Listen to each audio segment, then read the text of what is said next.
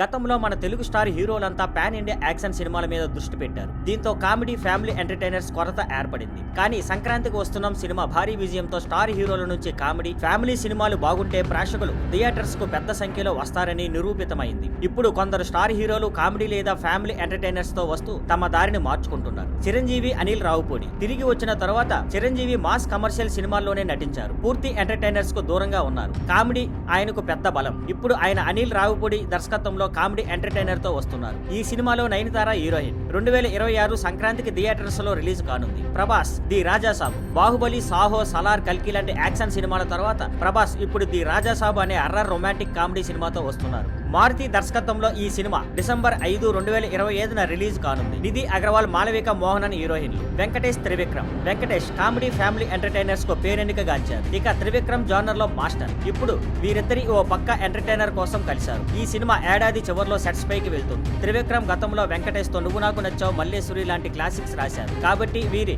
Reunion తో ప్రేక్షకుల్లో అంచనాలు భారీగా ఉన్నాయి. Ravi Teja, Kishore Tirumala. Ravi Teja commercial comedy entertainers కు పేరుగాంచారు. కానీ ధమాకా తర్వాత అలాంటి సినిమా చేయలేదు. ఇప్పుడు ఆయన మాస్ జాతరతో తిరిగి వస్తున్నారు. అలాగే కిషోర్ తిరుమలతో మరో సినిమా చేస్తున్నారు. మాస్ జాతర మాస్ కమర్షియల్ ఎంటర్టైనర్ కాగా, కిషోర్ తిరుమల సినిమా అన్ని వర్గాల ప్రేక్షకులను ఆకట్టుకునే పూర్తి ఎంటర్టైనర్ అని సమాచారం. ఈ సినిమా షూటింగ్ జూన్ 16న స్టార్ట్ అవుతుంది. 2026 సంక్రాంతికి రిలీజ్ కానుంది. Thank you for watching. Please like, share and subscribe.